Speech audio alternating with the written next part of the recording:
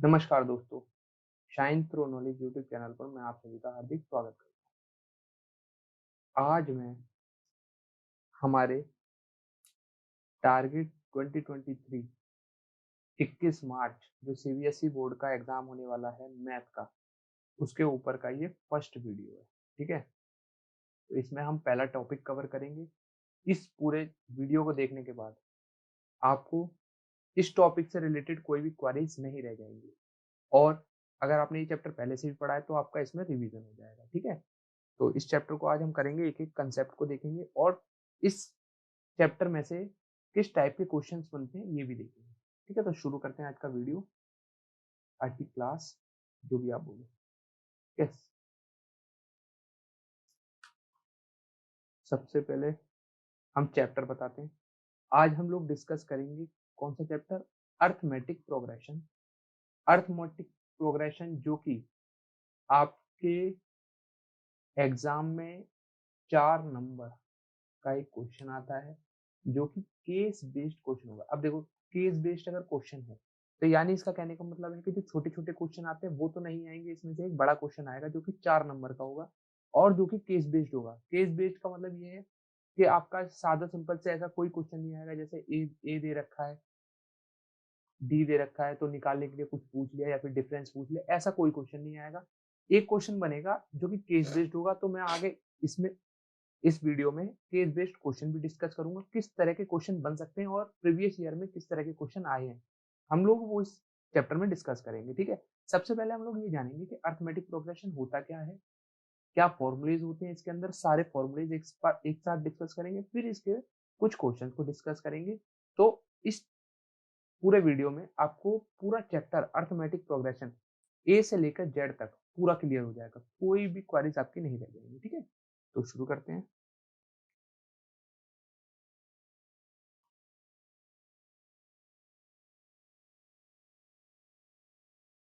ये कुछ क्वेश्चंस मैं आपके लिए लेके आया हूँ जो कि प्रीवियस ईयर में आए हुए क्वेश्चंस हैं।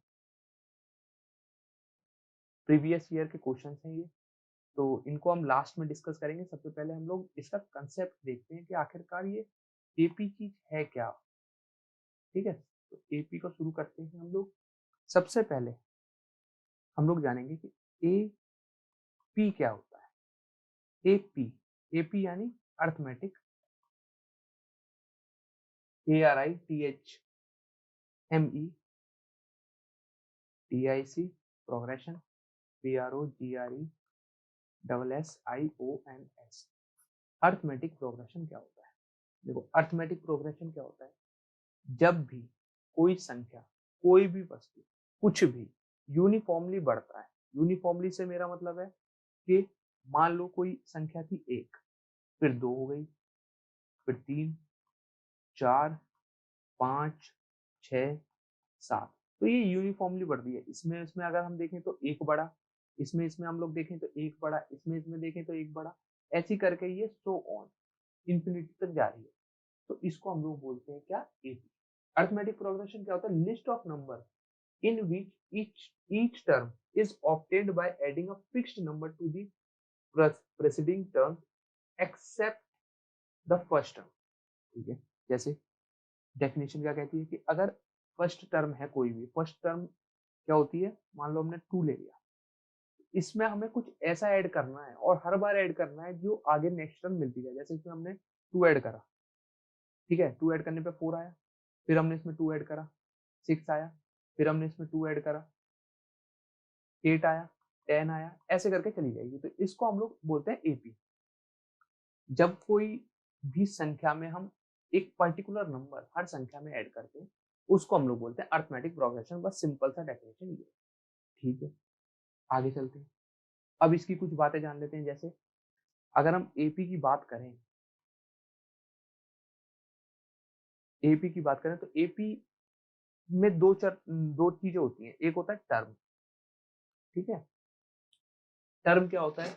Each of the number in the list, list के अंदर जो भी नंबर है उसको हम लोग बोलते हैं टर्म। ठीक है, तो इसमें एक टर्म होती है ए, ए को हम लोग बोलते हैं first term.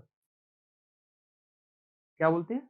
First term. First term का मतलब जो पहली टर्म है, जिसमें हमने कुछ ऐड नहीं किया, जो हमें गिवन दे रखी है कि हाँ ये टर्म है, कोई भी टर्म हो सकती है एक्स वाई जेड, कुछ भी हो सकता है। एक्स वाई जेड का मतलब यहाँ पे एक्स वाई जेड नहीं है, ये एक्स वाई जेड का मतलब है कोई भी वैल्यू हो सकती है, ठीक है। कोई भी वैल्यू एक्स की कोई वैल्यू 1 हो जाएगा, 2 हो जाएगा, 4 हो जाएगा, 8 हो जाएगा, 100 हो जाएगा, -20 हो जाएगा, कोई भी नंबर हो सकता है, ठीक है। तो उसको बोलते हैं हम लोग फर्स्ट टर्म, ठीक है। उसमें एक होता है डी। डी क्या होता है? डी होता है डिफरेंस। डिफरेंस यानी जैसे एक क्वेश्चन था 1 2 3 4 5, तो हम इसमें कुछ नंबर ऐड कर रहे थे ना, हर संख्या में +1 ये ऐड हो रहा था। तो इस संख्या में से इस संख्या को माइनस करने पे जो नंबर मिले उसको हम लोग बोलते हैं डिफरेंस, ठीक है। डिफरेंस क्या होता है? ये डी होता है डिफरेंस, जो कि second term minus first term से मिलता है, ठीक है। या सेकंड टर्म मतलब कोई भी टर्म जो आगे है उसके पीछे वाली जो टर्म है, प्रीसीडिंग जो टर्म है, उसको माइनस करने पे हमें डी मिलेगा, और हर बार सेम मिलेगा। 5 में से 4 को माइनस करो क्या मिलेगा? 1 मिलेगा ना। इसमें से इसको माइनस करो 1 मिलेगा। तो ये हर एक में सेम रहेगा, ठीक है। ये होता है डी। आगे चलते हैं। जैसे आपकी एनसीईआरटी में एक एग्जांपल दे रखा है। एग्जांपल क्या दे रखा है? एग्जांपल जैसे एक एग्जांपल था सेकंड पेज पे 100 150 200 250 ऐसे करके सो ऑन। तो इसमें फर्स्ट टर्म क्या हो गई? 100। ए क्या है? फर्स्ट टर्म यानी 100। डिफरेंस देखो डी क्या है? डी यानी मैंने बोला आपको किसी भी टर्म में से उससे पहले वाली टर्म माइनस कर दो। 250 में से 200 माइनस कर दो, 200 में से 150, 150 में से 100, कुछ भी माइनस करोगे आएगा 50। तो 50 इसका डी हो गया, ठीक है। और ये फर्स्ट टर्म में, तो इसमें से हमें किसी चीज को माइनस नहीं करना, ठीक है। सादा सिंपल सा था ये।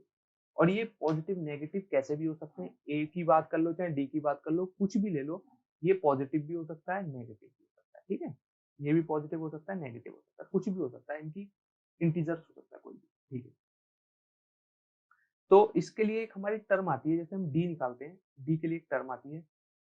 आप अगर चाहो तो नोट भी कर सकते हो रफ कॉपी में, अपनी जो भी फेयर या फिर जो भी कॉपी है आपके पास, आप उसमें इस चीज को नोट कर सकते हो।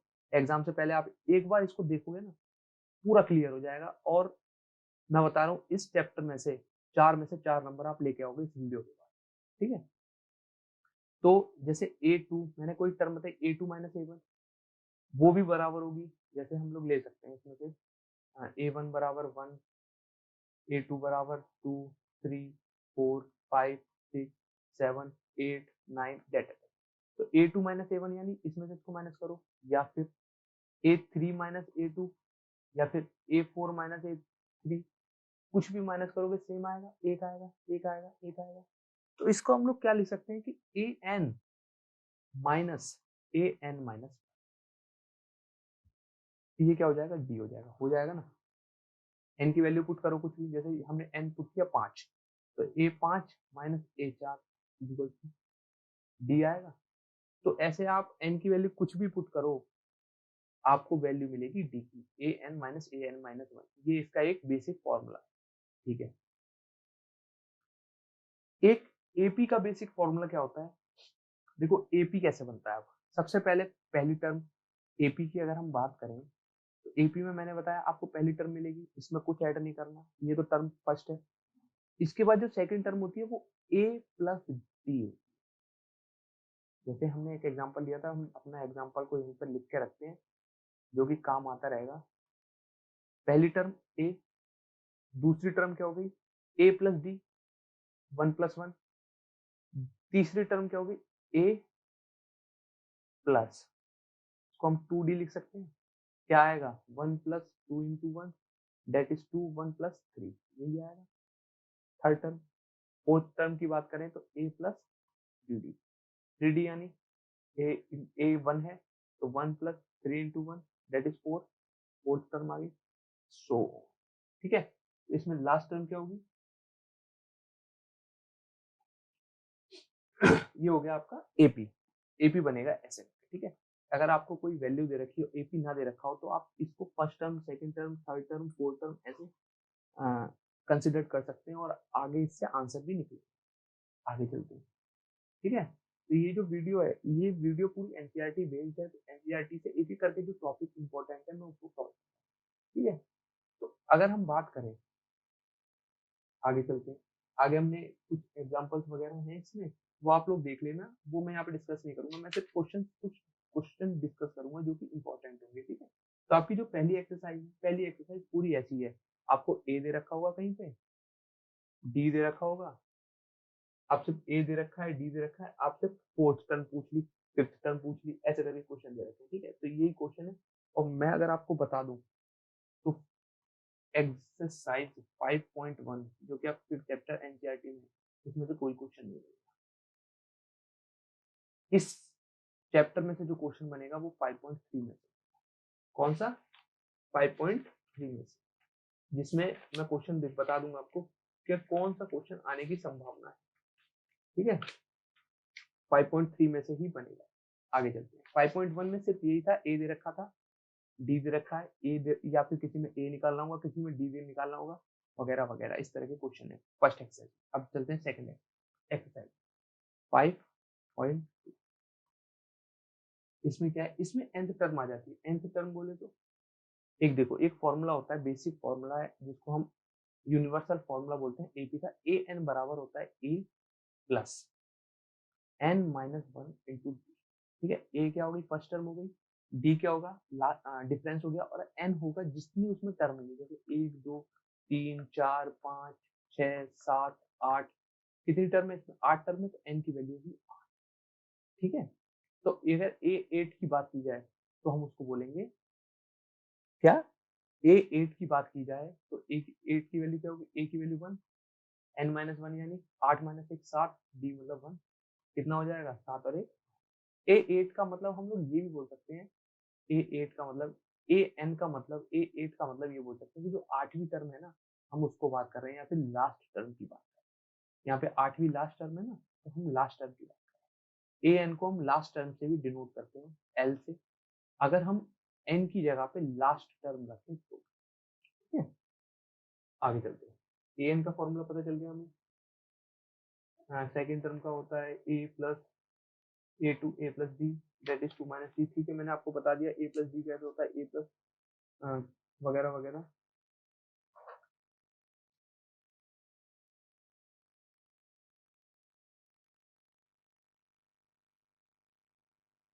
जैसे एक क्वेश्चन मैं डिस्कस करता हूँ, एनसीईआरटी में आपका दे रखा है, क्या क्या दे रखा है, उसने बोला है कि इफ एपी हमें बतानी है जिसकी थर्ड टर्म जो दे रखा है, डिस्कस करते हैं, ठीक है। जैसे ए थ्री दे रखा था, ए थ्री दे रखा था 5, ए 7 दे रखा था 9, तो ए थ्री का मतलब क्या होता है, A plus 2d is equal to 5, A 7 का मतलब क्या है, A plus 6d is equal to 9। पहली इक्वेशन ये है, दूसरी इक्वेशन ये है, इसमें से माइनस कर दो, ये माइनस करेंगे तो ये तो कट जाएगा, 6 माइनस 2 यानी 4d, 9 माइनस 5 यानी 4, डी बराबर हो गया 1। पहली इक्वेशन में पुट कर दो, ए निकालना है, डी हमारे पास दे रखा है 2 इंटू 1 दैट इज 5, ए बराबर कितना हो जाएगा, 3 हो जाएगा। हमें एपी पूछी थी, इस क्वेश्चन में एपी पूछी थी, एपी पूछी थी यानी 3, डिफरेंस एक का है तो मतलब 4 5 6 7 8 9 डेट कितना भी आपको लेके जाना है एन तक है, ठीक है। तो ये क्वेश्चन था, आगे चलते हैं, ठीक है। ए एन का आपको फॉर्मूला पता चल गया, ए एन का क्या फॉर्मूला होता है, ए एन का जो यूनिवर्सल फॉर्मूला होता है A plus N minus one into D. इस फॉर्मूले से बाहर एपी में कोई फॉर्मूला नहीं है, यही बेस्ट फॉर्मूला है, सारे क्वेश्चन इसी फॉर्मूले पे बेस्ड है, क्योंकि ये यूनिवर्सल फॉर्मूला है। एक एस एन का फॉर्मूला होता और आता है ऐड करने का, वो हम आगे डिस्कस करेंगे, पर ये एपी का बेस्ट फॉर्मूला है, ठीक है। इससे सारे क्वेश्चन हो जाएंगे, इस फॉर्मूले को याद रखना।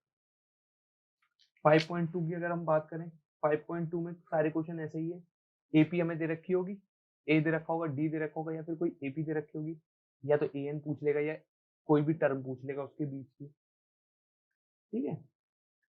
तो इस तरह के क्वेश्चन बनेंगे। आगे चलते हैं, ये 5.2 का पूरा सार था। अब 5.3 में अगर बात करें तो सम ऑफ फर्स्ट एन टर्म की बात आती है। सम ऑफ फर्स्ट एन टर्म का मतलब एस एन की बात आती है, ठीक है। सम ऑफ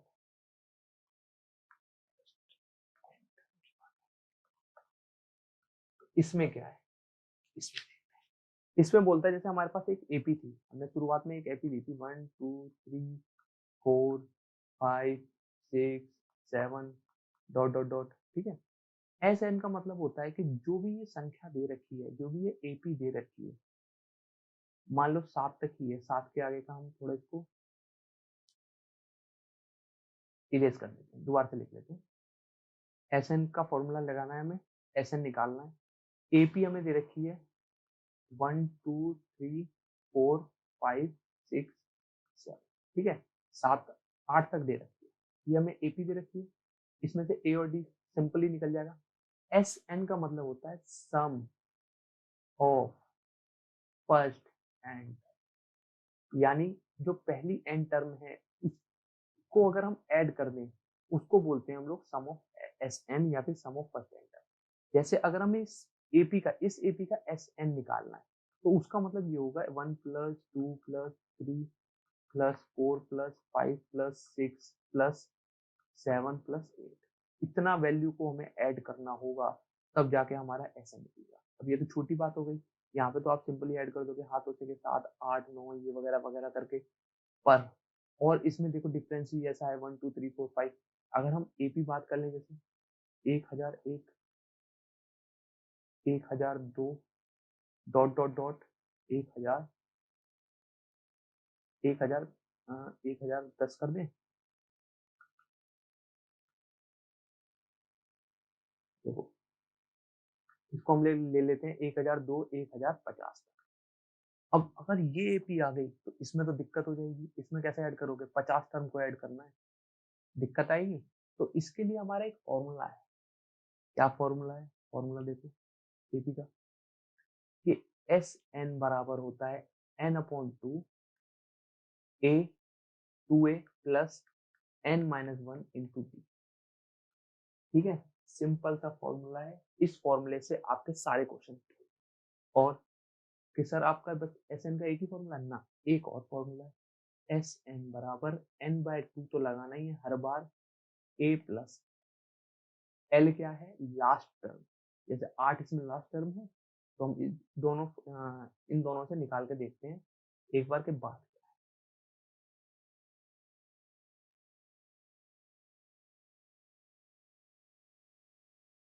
ठीक है, कैसे निकलता है वो देखते हैं, दोनों टर्म से निकाल के देखते हैं। सबसे पहले हम लोग पहले फॉर्मूले से निकालते हैं, एस एन बराबर एन एन कितनी है 8, 8/2, ठीक है। 2a क्या है 1 प्लस एन 8 यानी 7 लिख दूं मैं यहाँ पे। और डी की वैल्यू अगर हम बात करें तो डी कितना है 1, तो 1 की मल्टीप्लाई कर दो, तो ये क्या जाएगा 8 से हम इसको 4 कर दें, तो ये हो जाएगा 4, और 2 इंटू 1 2 प्लस 7, यही तो होगा 7 प्लस 8, 7 प्लस 2 9, 9 4 36, 36 आएगा। ऐड करके देख लेना यही आएगा। अब बात करें हम इस वाले फॉर्मूले से निकाल के देखें, तो एस एन बराबर एन बाई टू होता है, एन बाई टू की वैल्यू में 8/2 ही रखूंगा। ए कितना है 1 प्लस एल कितना है 8, 4 हो गया ये, और ये कितना हो गया 9, तो 4 9 जा 36, वही वैल्यू आई। तो आप इसमें दोनों में से कोई सा भी फॉर्मूला लगा सकते हो, वो डिपेंड करता है कि क्वेश्चन आखिरकार क्या होगा, ठीक है। क्वेश्चन पे डिपेंड करेगा कि ये फॉर्मूला हम कौन सा वाला यूज करें, ठीक है। आगे चलते एपी का दो ही फॉर्मूले, इन्हीं फॉर्मूले पे बेस्ड सारे क्वेश्चन होते हैं, ठीक है। जैसे एक क्वेश्चन और मैं डिस्कस करता हूँ आपके सामने।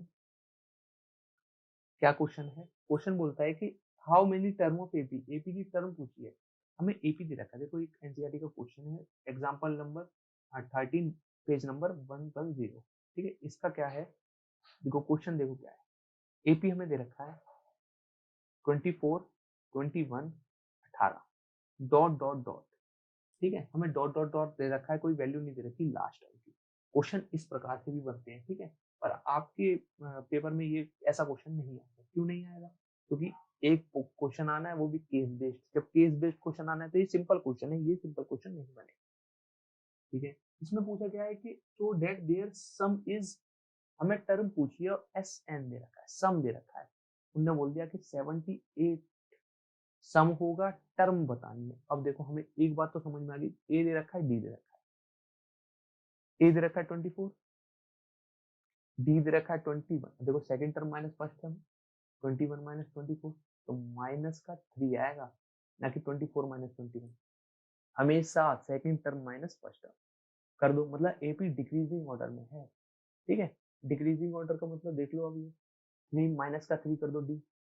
अब हमसे पूछा क्या है, एस एन तो हमें दे रखा है, हमसे पूछा है एन। ठीक है, एन पूछा है, तो एन किस प्रकार से होगा। देखो ये क्वेश्चन जो है ना, आपको एक सिचुएशन दे देगा, कोई भी सिचुएशन दे देगा। सिचुएशन में आपसे एपी दे देगा, कोई भी एपी आपको खुद बनानी होगी और इस तरह के कुछ क्वेश्चन पूछ ले, तो आपको ये क्वेश्चन आने चाहिए। n/2 हम n/2 लगा दें, n निकालना है, a की वैल्यू में दे रखी है तो 2 × 24 कर दें, प्लस कर दो n-1, यानी n तो हमें दे ही नहीं रखा, n-1 कर दो, और d हमें दे रखा है माइनस का 3। ठीक है, तो n हमें नहीं दे रखा है, तो ये तो दे रखा है ना 78 बराबर n/2, हम इसको कर सकते हैं। देखो 2 × 24 यानी 48 प्लस n-1 इंटू माइनस का 3। आगे चलते हैं, ये माइनस का 3 मल्टीप्लाई में, कहीं इसको माइनस का 3 मान, आगे चलते हैं। आगे की बात करें तो इसकी इससे मल्टीप्लाई कर दें 78 की, तो यानी 156, इसका मतलब हो गया 156।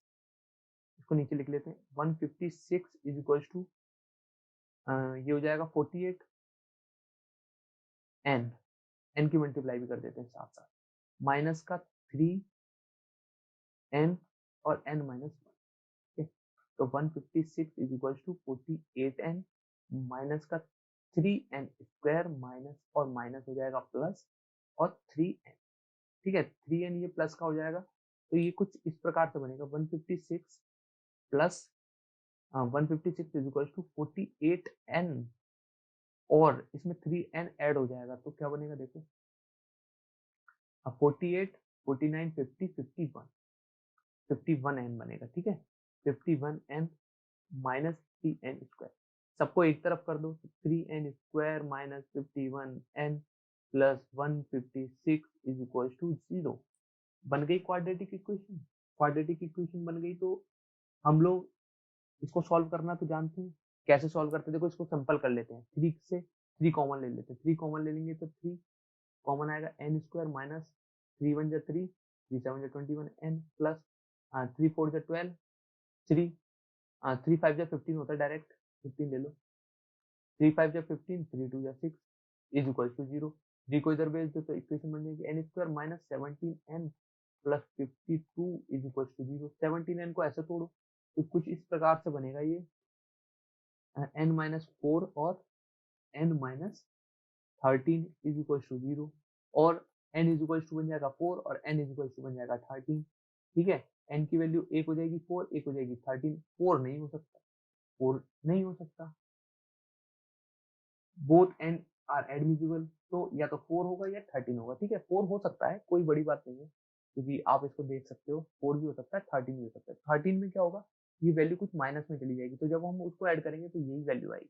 ठीक है, दो वैल्यू बनेगी इसकी। आगे चलते हैं, एस एन हमें पूरी तरह से समझ में आ गया। इस एक केस बेस्ड क्वेश्चन बनते हैं, जैसे 5.3 में कुछ केस बेस्ड प्रॉब्लम दे रखी है। ठीक है, और 5.3 के बाद मेरे ख्याल से 5.4 ऑप्शनल है और चैप्टर आपका फिनिश। तो आपके चैप्टर में सिर्फ यही कंसेप्ट थे। अब बात करते हैं, जो हमने क्वेश्चंस की बात की थी वो क्वेश्चंस डिस्कस करते हैं। ठीक है, पहला क्वेश्चन,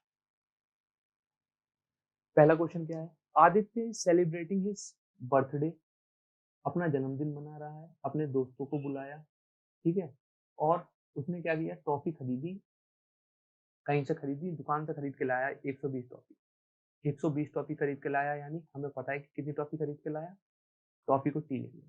ठीक है, उसने क्या किया कि अरेंज किया कैंडीज को या फिर टॉफीज को इस तरीके से कि फर्स्ट रो में उसने 3 कैंडी बांटी, सेकंड रो में उसने 5 कैंडी बांटी, और थर्ड में उसने 7 कैंडी बांटी। यानी उसने रो बना दी, पहली रो, दूसरी रो और तीसरी रो। पहली रो में उसने 3 कैंडी बांटी, फिर 5 कैंडी बांटी, फिर 7 कैंडी बांटी, फिर ऐसे करके बढ़ता चला गया। ठीक है, अब बात करते हैं, उसने बोला on the find the total number of rose of the candy.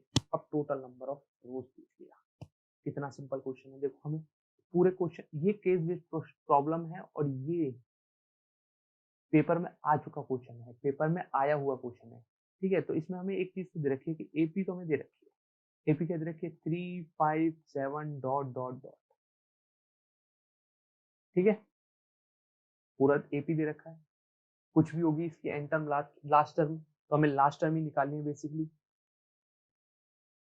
अगर हम ये टोटल की बात करें तो ये हमें एस एन जैसा कुछ लग रहा है, टोटल कैंडीज है ये, तो टोटल कैंडीज मतलब इनको ऐड करके ही आया होगा, जब इनको ऐड करके आया होगा तो एस एन के बराबर ही है।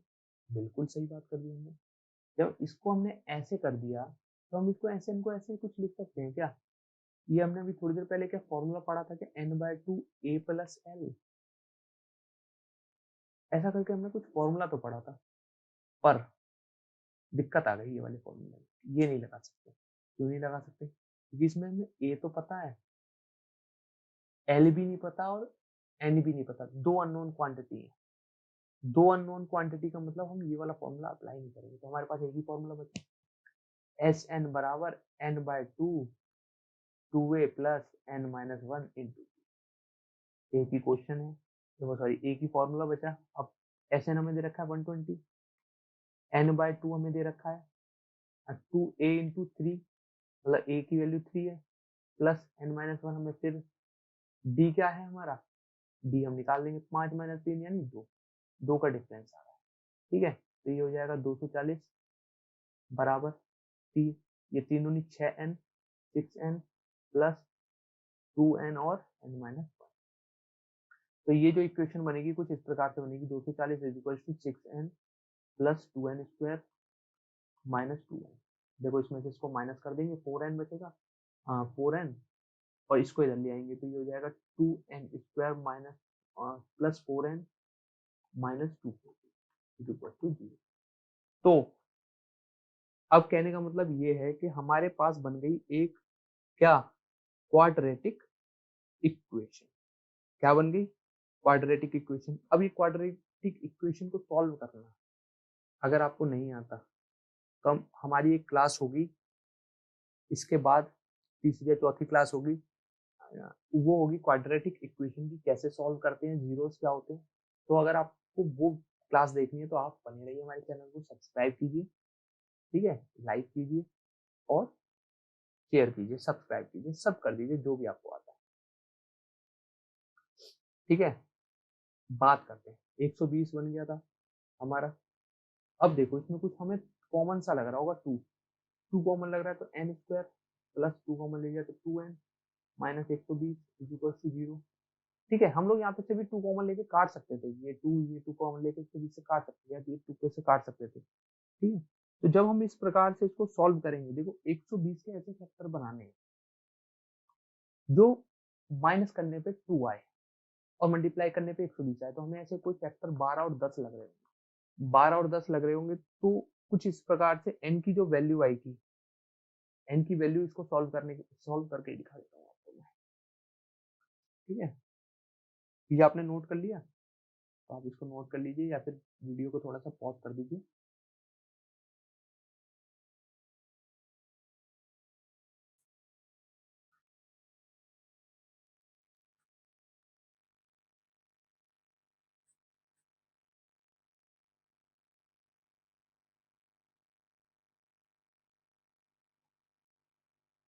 इसको यहीं पे सॉल्व कर लेते हैं।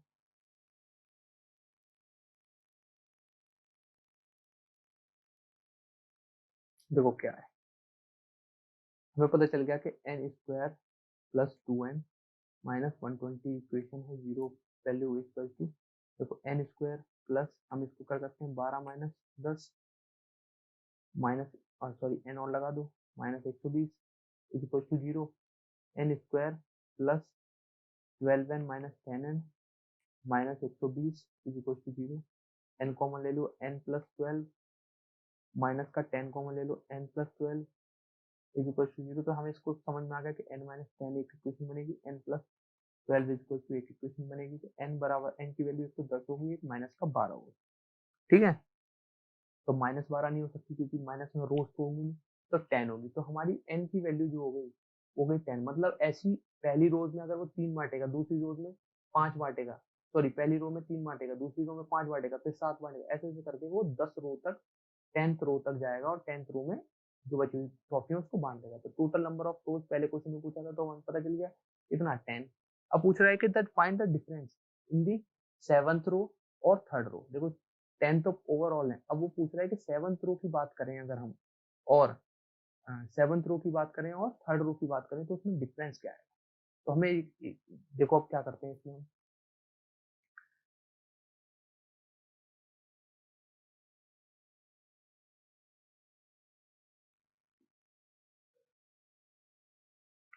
n हमें 10 पता चल गया ना।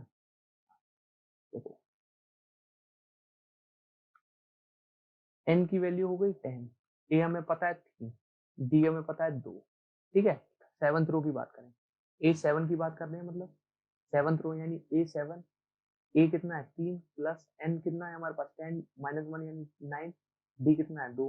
तो a 7 की अगर हम बात करें तो कितनी होगी 3 प्लस 9 टू जा 18, 18 19 20 21 21 हो गई। मतलब 7th रो में वो 21 ट्रॉफी बांटेगा। अगर हम a 3 की बात करें तो a तो वही रहेगा 3 माइनस 1 यानी 2, 2 इंटू 2 यानी 4 प्लस 3 7। तो अगर वो 7th रो में से और 3rd रो का डिफरेंस पूछ रहा है कि कितनी कैंडीज बांटी जाएंगी तो 21 माइनस 7 दैट इज 14। तो वो बोलेगा कि अगर वो 7th रो और 3rd रो के बीच में कितनी कैंडी बांटेगा 14 कैंडी।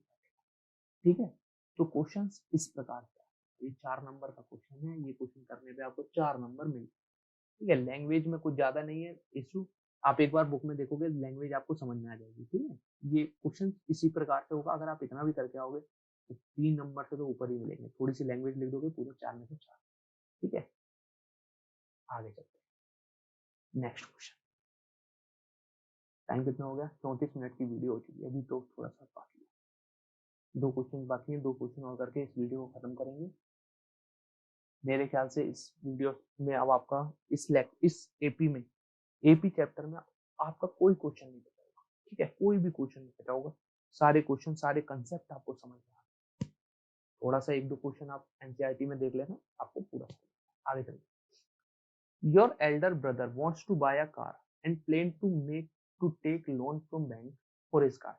ठीक है, और वो अपना पे करता है 1,18,000 रुपए हर मंथ, स्टार्टिंग करता है इतने से, इंस्टॉलमेंट दे रखा है 100 एवरी ईयर। तो आंसर द फॉलोइंग क्वेश्चन। ठीक, क्वेश्चन में बोला है कि आपका भाई एक बैंक से लोन लेता है, आपके भाई को कार खरीदनी। अब कार के लिए उसके पास पैसे नहीं है तो वो बैंक से लोन लेता है। जब बैंक से लोन लेता है तो उसको फिर बैंक से लोन चुकाना भी पड़ेगा, तो वो चुकाता भी है। तो चुकाता कुछ इस प्रकार से है कि वो पहले इंस्टॉलमेंट में बैंक को देता है 1,000 रुपए। ठीक है, और बैंक से बोल देता है देखो अब उसने पूरा चुकाया 1,18,000 रुपए, यानी उसने कितना लोन लिया था बैंक से 1,18,000 रुपए का, और बोला कि मुझे कार लेनी है। बैंक ने कहा चलो ठीक है ले जाओ जाके, पर चुका देना। उन्होंने कहा ठीक है। उन्होंने कहा तो कैसे चुकाओगे, उन्होंने बोला कि पहली जो इंस्टॉलमेंट होगी वो 1,000 रुपए की होगी। 1,000 की मतलब कि मैं पहले तुम्हें पहले महीने में 1,000 रुपए दूंगा। ठीक है, फिर दूसरे महीने में कितने दोगे, 1,000 ही दोगे क्या, इस हिसाब से तो बहुत हो जाएगा। उन्होंने कहा नहीं, दूसरे महीने में बात करो तो दूसरे महीने में मैं 100 रुपए बढ़ा कर दूंगा। यानी पहले महीने में अगर मैंने 1,000 रुपए दिए तो अब मैं 1,100 रुपए दूंगा। उन्होंने कहा ठीक है, तीसरे महीने में, कि तीसरे महीने में फिर 100 रुपए बढ़ जाएंगे यानी 1,200 हो जाएंगे। उन्होंने कहा क्या इसी प्रकार से बढ़ाओगे क्या, हाँ बिल्कुल इसी प्रकार से 1,300 करके इस प्रकार से मैं करूंगा।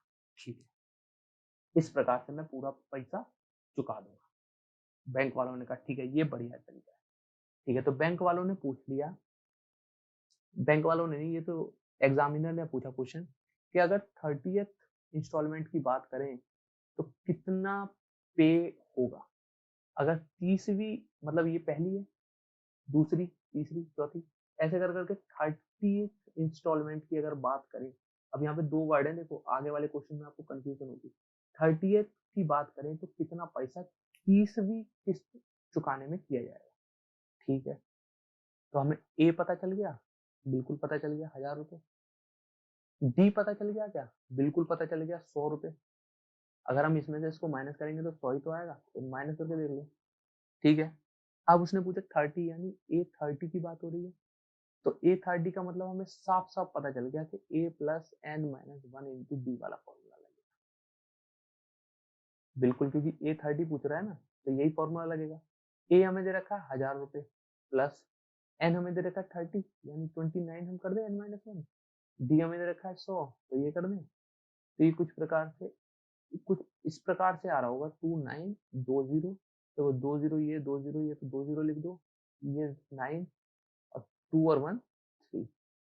देखो ये आंसर आएगा, ठीक है। मतलब वो अगर अपनी 30वीं किस्त तक पहुंचते पहुंचते महीने में 3900 रुपए देगा, मतलब 1000 रुपए से शुरू किया और 3900 रुपए पहुंच गया। अगर 31वीं किस्त की बात करें तो 100 इसमें ऐड कर दो, 4000 रुपए वो अपनी 31वीं किस्त देगा, ठीक है। कुछ इस प्रकार से उन्होंने कहा ठीक है, ये तो हमने तुम्हारा मान लिया कि वो 30वीं इंस्टॉलमेंट इतनी देगा। पर सर एक बात तो बताओ, अभी तो ये 30वीं इंस्टॉलमेंट है ना, शुरुआत 1000 से की थी, मतलब उसने पहले महीने में 1000 रुपए दिए, फिर 1100 रुपए, इस प्रकार से पैसे देता जा रहा है। और उसने 30वीं इंस्टॉलमेंट में 30वें महीने में 4000 रुपए दे दिए, 31वें महीने में, 30वें महीने में 3900 रुपए दे दिए, ठीक है। तो अब एक बात बता दो कि 30 इंस्टॉलमेंट में उसने पूरा पैसा कितना जमा कर दिया। तो अगले क्वेश्चन का मतलब ये है कि the amount paid by him in the 30 instalment, मतलब 30 इंस्टॉलमेंट खत्म होते होते उसने कितना पैसा चुका दिया, ठीक है। पता तो होना चाहिए ना, अभी वो 31वीं इंस्टॉलमेंट में 4000 रुपए जमा कर चुका है, ऐसे तो वो करता ही चला जाएगा। उसने बैंक वालों ने पूछ लिया कि देखो एक बार बता दो, बैंक वालों से उसने पूछ लिया कि अभी मुझे कितने पैसे इंस्टॉलमेंट में जमा कर दिए और कितने रह गए हैं, ठीक है। तो रह गए तो नहीं पूछा, उसने बोला कि 30 इंस्टॉलमेंट में कितने पैसे जमा कर दिए। और जो रह गए वाला क्वेश्चन है ना, वो भी क्वेश्चन था, ठीक है, वो भी क्वेश्चन है। ये क्वेश्चन में 4 क्वेश्चन थे, मतलब 4 तरह से क्वेश्चन बन सकते हैं इसमें, जैसे 2 ये बन गए, एक क्वेश्चन ये भी बन सकता है कि इसके पैसे रह कितने गए, तो वो भी केस स्टडी में आएगा। ये एक नंबर के क्वेश्चन आएंगे 4।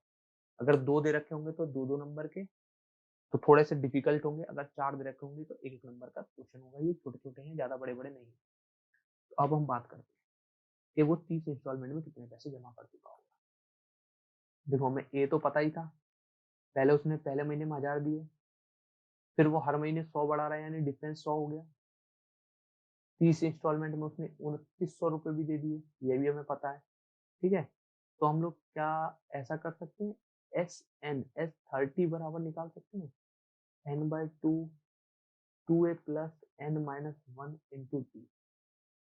उन्होंने कहा बिल्कुल निकाल सकते हैं। मैंने कहा एक बात तो बताओ कि A30 भी तो हमें दे रखा है, A30 यानी 3900, कि हाँ अभी थोड़ी देर पहले ही निकाला था। तो हम लोग एक चीज भी तो कर सकते हैं, n/2 a प्लस एल भी तो लगा सकते हैं। उन्होंने कहा एल कैसे, कि लास्ट टर्म हम इसे कंसिडर कर लेंगे। A30 की बात तो यही है ना, तो हम लोग ये भी तो लगा सकते हैं S30 is equal to n/2 a plus l. तो उन्होंने कहा लगा तो सकते हैं, ऐसा तो मैंने सोचा नहीं। मैंने कहा देखो एक काम करते हैं, दोनों से आंसर निकालते हैं, पता चल जाएगा कि लगा सकते हैं कि नहीं। उन्होंने कहा ठीक है लगा लेते हैं। सबसे पहले हम सेकंड वाले से निकालेंगे, n यानी 30/2, 30/2। ए की बात करें तो ए 1000 है, और एल बात करें तो 3900, अभी हमने थोड़ी देर पहले ही निकाला था। 15 के लगभग आएगा ये, हमने कहा बिल्कुल। और देखो 00 20 9 3 और 1 4, और 15 की 7 मल्टीप्लाई कर दो, 15 की 49 से मल्टीप्लाई करोगे तो क्या आएगा, हाँ 49 मल्टीप्लाई करो, 49 मल्टीप्लाई बाय 15 कितना बनेगा, लगभग बनेगा 735 के लगभग। मल्टीप्लाई कर लेना आप लोग, तो ये 75, हाँ सॉरी 735 और 2 जीरो और लगा दो कि वो इतने पैसे जमा कर चुका होगा। कुछ इस प्रकार से आंसर दिख रहा है। मैंने कहा ठीक है, अब दूसरा मेथड तो बताओ क्या उससे निकाल सकते हैं। मैंने कहा बिल्कुल उससे भी आएगा, सेम आएगा, कोई डिफरेंस नहीं आएगा। A1000 D100, तो S30 यानी 30/30/2, 2a यानी 2 इंटू 1000 प्लस n-1 यानी 29, n-1 यानी 29, और d यानी 100।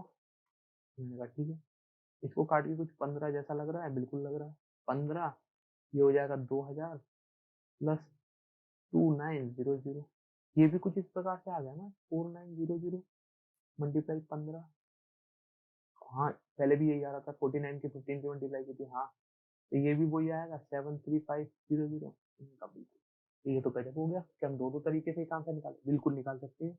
ये डिपेंड करता है कि आपके पास साधन क्या है। बेसिकली मैथ का मतलब यही है कि आपके पास क्या साधन है, उस साधन का यूज करके आप कुछ भी बना सकते हैं। ये हमारे पास साधन था, बस इस साधन का यूज करके हम कोई भी चीज बना सकते हैं। ठीक है, तो इस क्वेश्चन में यही था। आगे ये क्वेश्चन आने की संभावना है, मतलब इस तरह के क्वेश्चन आने की संभावना है 100%, क्योंकि केस बेस्ड प्रॉब्लम में ये है कि ऐसे ही क्वेश्चन बनेंगे और ऐसे क्वेश्चन में कुछ इस प्रकार से ही आएगा। ठीक है, आगे चलते हैं हम। अगर नेक्स्ट क्वेश्चन तो देख लें आपके पास क्या था क्वेश्चन में। एक क्वेश्चन ये था जो आपकी एनसीईआरटी से लिया हुआ है। ठीक है, क्या है कि हमसे 11th term from the last पूछा है। एक इस प्रकार से कुछ क्वेश्चन बन सकता है, 11th term from the last. तो हमें देखो क्वेश्चन में पहले हमें जो दे रखा होता है पहले उसे लिख लेते हैं। ए दे रखा है 10, डी दे रखा है कुछ इस प्रकार से -3 के लगभग दे रखा होगा, क्योंकि मैंने अभी आपको बताया second term minus first term, ये -3 होगा, बिल्कुल सही। आगे उसने पूछा है कि लास्ट से हमें 11वीं टर्म बतानी है। मैंने कहा ठीक है, तो इससे पहले अगर हमें लास्ट से 11वीं टर्म बतानी है तो हमें देखो लास्ट टर्म यहाँ पे कुछ दे रखी है -62 जैसा कुछ दे रखा है, हम इसको एन लिख सकते हैं -62।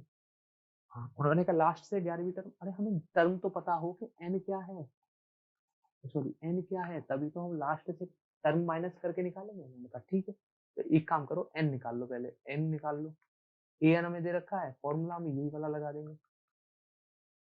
देखो ए एन हमें -62 दे रखा है, ए हमें कितना दे रखा है 10 दे रखा है, बिल्कुल सही।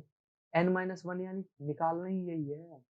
डी कितना दे रखा है माइनस का 62 is equal to 10 -3 -n 3n minus minus plus 3 two 6, ये दोनों हो जाएगा 16, इधर जाकर माइनस का 16 माइनस का 62 माइनस का 16 इज इक्वल टू माइनस का 3n, 6 2 8, 6 और 1 7 माइनस का इज इक्वल टू माइनस का 3n, 3 से सॉरी माइनस से माइनस को काट दो, ये माइनस माइनस कट गया और 3 से ये कट जाएगा, 3 टू 6 3 टू 18, तो n बराबर आ गया 26। n बराबर आ गया कितना 26, कोई सही। अब एक बात बताओ, अब इसमें एक क्वेश्चन समझने वाला था, मैं एक क्वेश्चन क्यों लेके आया ये अब आपको समझना है। हम 26 टर्म हमें लास्ट से 11वीं टर्म पूछी है, मतलब हम 26 माइनस 11 कर दें, बिल्कुल सही 5, और ये कितना हो जाएगा 1। यानी हम अगर ऐसे करें, देखो कैसे, पहली टर्म थी 1, 1 2 3 4 5 6 7 8 9 और 10, ये हमारी एक एपी दे रखी है एग्जाम्पल के तौर पे। हमसे पूछा कि इस उसको अभी हम भूल जाते हैं थोड़ी देर के लिए, ये ऊपर वाले क्वेश्चन को नीचे वाले क्वेश्चन को देखते हैं। इसमें हमसे बोला, इससे पूछा जाए कि लास्ट से फोर्थ टर्म क्या होगी। ठीक है, तो आप करोगे पहली टर्म, दूसरी term, third term, fourth term, कुछ इस प्रकार से होगी यहाँ। तो अगर हमें लास्ट से फोर्थ टर्म निकालनी है तो हम फर्स्ट शुरुआत से कौन सी टर्म कंसिडर करेंगे, पहली, दूसरी, तीसरी, चौथी, पांचवी, छठी, सातवीं। ठीक है, अगर इधर से फोर्थ है तो इधर से 7 है, पर 7 और 4 तो 11 होता है, टर्म तो 10 है, तो इसमें एक टर्म कॉमन आती है। ठीक है, तो हम लोग क्या करेंगे, 10 माइनस 4 करेंगे तो 6 टर्म आएगी, और हमें छठी टर्म नहीं चाहिए, हमें चाहिए 7वीं टर्म। ठीक है, तो हमने 26 अगर टोटल टर्म है, उसमें से अगर हम लोग माइनस करेंगे 11 को, तो 15th टर्म आएगी। ठीक है, जो कि शुरुआत से होगी। ठीक है, ये क्वेश्चन कहाँ से लिया गया, ये क्वेश्चन लिया गया बिल्कुल एनसीईआरटी से लिया गया। इसमें एक क्वेश्चन पूछा गया था, क्या पूछा गया था कि 11th टर्म पता नहीं हमें शुरुआत से। ठीक है, मैं इसको क्वेश्चन को आपको बता देता हूँ कि कौन से उससे है, कहाँ से है ये क्वेश्चन वो बता देता हूँ, कौन सी एक्सरसाइज से।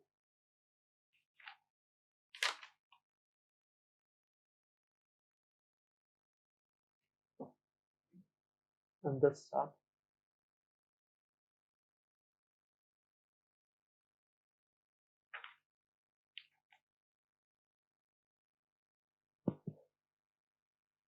अच्छा मुझे एक छोटा सा गड़बड़ हो गया, जिस गड़बड़ का हमने ध्यान नहीं दिया। क्या ध्यान नहीं दिया कि यहाँ पे n2 की जगह 1 होगा।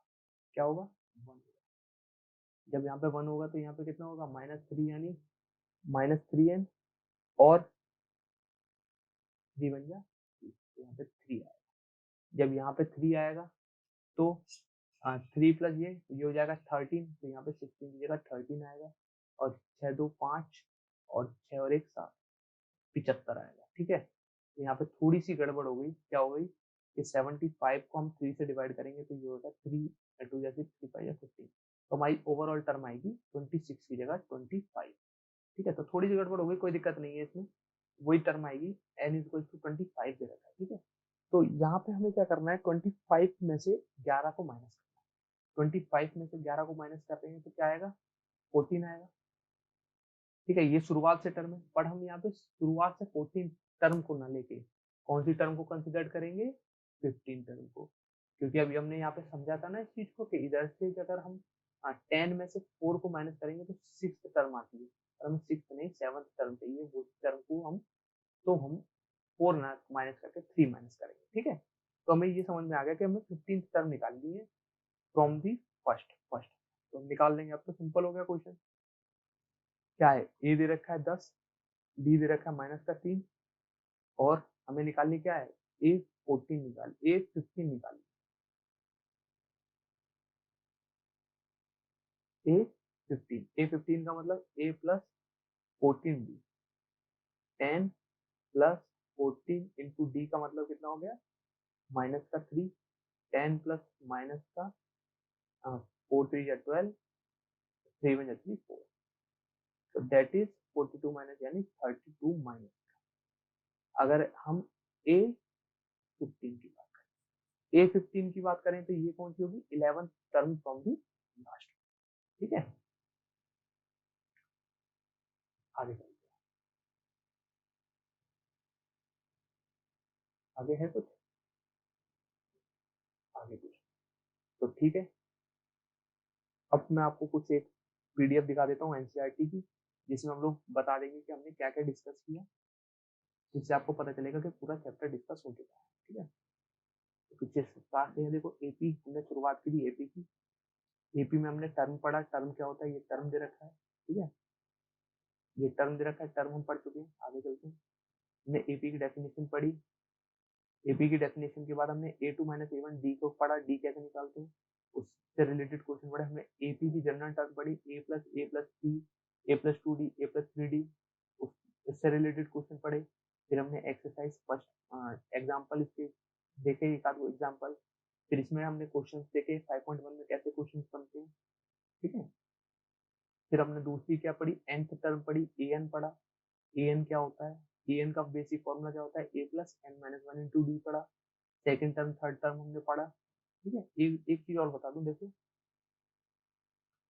सेकेंड टर्म और थर्ड टर्म का फोर्थ टर्म का क्या है, देखो ए ए टू की अगर हम बात करें तो हम ये लिख सकते हैं ए प्लस डी, तो इसका मतलब क्या होता है, A plus two minus one into D, that is A plus. A three की बात करें तो ए थ्री बराबर होता है A plus three minus one into D, that is A plus two. तो ये यहीं से आया है। ठीक है, ये हमने पढ़ा।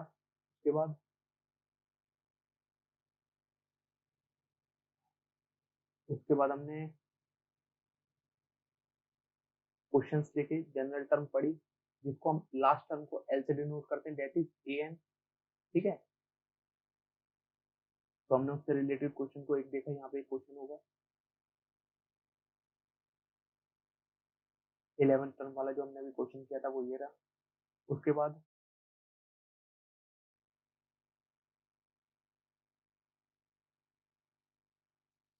उससे रिलेटेड कुछ क्वेश्चन हैं, आगे चलते हैं। आगे ये कुछ क्वेश्चन था, ये 5.2 में उससे रिलेटेड क्वेश्चन है, ए एन से रिलेटेड, ए एन यानी A plus N minus one into D, उससे रिलेटेड सारे क्वेश्चन सब वही है। देखो how many under four what value of N, N term is, इसकी एन टर्म निकाल लिए, इसकी एन टर्म निकाल लिए। ठीक है, दो एपी दे रखे, एक ये, और उसमें पूछा है कि nth टर्म किस वैल्यू के n के लिए इन दोनों की टर्म इक्वल होंगी। ठीक है, तो n हमें दोनों का कॉमन दे रखा है। आगे चलते हैं। जैसे इसमें क्वेश्चन पूछा है कि 20th term from the last, वही क्वेश्चन जो अभी हमने किया था थोड़ी देर पहले, उससे रिलेटेड ही है। 20th टर्म फ्रॉम लास्ट यानी टर्म निकालेंगे हम लोग, जो भी टर्म आएगी उसमें से 20 को ना माइनस करके 19 को माइनस करेंगे। ठीक है, फिर हमने Sn पढ़ा। Sn में हमने देखा कि Sn क्या होता है, ये n/2 2a plus n-1 into D, ये रहा। या फिर हमने दूसरा क्या पढ़ा, n/2 a प्लस l यानी an, यानी लास्ट टर्म भी बोल सकते हैं उसको। इससे रिलेटेड कुछ क्वेश्चन है। ठीक है, और मैंने आपको बोला कि ये चैप्टर, ये वाला जो है ना, देखो एक Sn का एक फॉर्मूला और है, वो क्या है कि अगर हम फर्स्ट एन पॉजिटिव इंटीजर्स की बात करें, जैसे अगर हम बात करें 1 2 3 4 5 6 डॉट डॉट डॉट, तो इसमें Sn का फॉर्मूला होता है n+1/2। क्या, n+1/2। डायरेक्ट ये फॉर्मूला लगाएंगे हम तो क्वेश्चन हो जाएगा। आगे चलते हैं।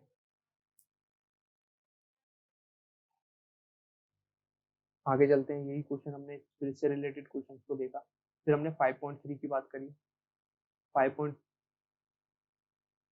में हमने क्वेश्चंस को देखा। ठीक है, 5.3 के क्वेश्चन, ये जो क्वेश्चन है ना, ये 15 16 17 18 ये जरूर देख लेना, इसमें से एक क्वेश्चन पक्का बनेगा। 19 20 यही केस बेस्ड प्रॉब्लम है, इसी से रिलेटेड क्वेश्चन आते हैं। ठीक है,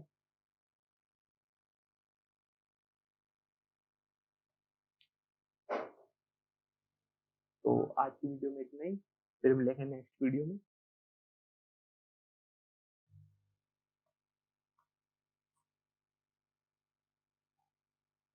थैंक यू फॉर वॉचिंग, और ये जरूर कर देना। धन्यवाद।